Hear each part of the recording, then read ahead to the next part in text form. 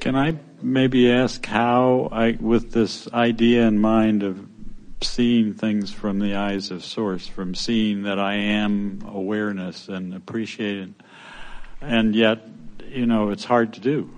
Well, and I have that thought, it's hard to do, so it slows it down. But let us help you put a different spin on this. We really like the word realize. Realize.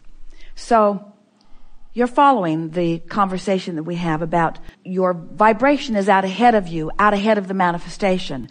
And there is a vibrational reality that if you can strike the right vibrational relationship with it, then it will flow from vibration into reality. So in our analogy, we just want you to understand that there's a vibrational version that will then occur to you. It will be realized. So everything that you are seeing is a translation of vibration. What you see is vibrational interpretation. What you smell and hear and taste and touch, it's all vibrational interpretation. So when you get, by virtue of chilling, by virtue of meditating, by virtue of taking a walk, breathing deeply, making lists of things that you feel good about, or meditated, and you're good at that, been teaching it.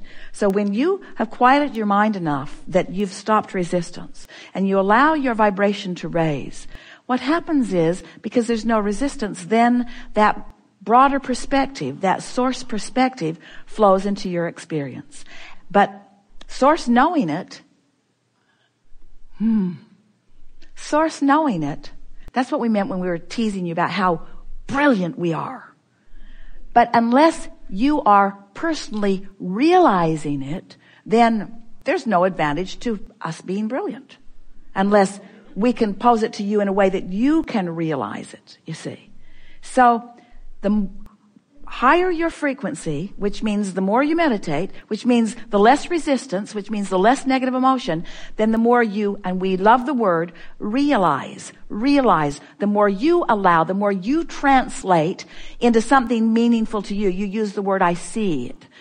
The more you translate into physical experience, that broader non-physical perspective. And the best of all worlds is when you've just tuned in, tapped in, turned on. You've just done it and doing it and doing it and done it and doing it. You practice it. You feel good. You just go from one wonderful thing to another wonderful thing, and you've convinced yourself that life is supposed to be good for you.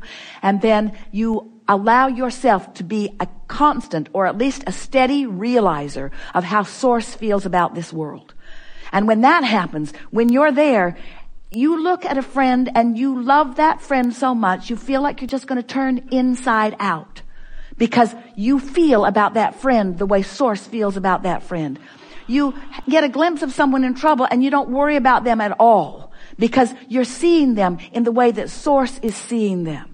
You look at your planet as a whole or in general and you just feel well-being about it. Because you're seeing it the way Source sees it. You're realizing Source's awareness of it, you see. You're right. You got to practice yourself into it. But it's not difficult to realize it if you're in the frequency. So the difficulty is in getting to the frequency. And the reason it feels like a difficulty to get to the frequency is because people are going about it in the wrong way. You're looking at results of manifestations. You're looking at manifestational results rather than the energy that brought them about. Esther was thinking about things we're bringing back this silly analogy, but she kept active in her vibration what she did not want and then expects law of attraction to bring her something different. That's just silly. And isn't it a wonderful thing that law of attraction didn't defy the laws of the universe and make her the one exception? Instead, it gave her what she was offering vibrationally so that once again she could make a decision. Do I like more of this? Well, no, not really. Is this what I want? No, this isn't what I want. What do I want? I want something I have not practiced. I want something that I have not practiced vibrationally. What does that mean? Going to ask to be the exception and get it?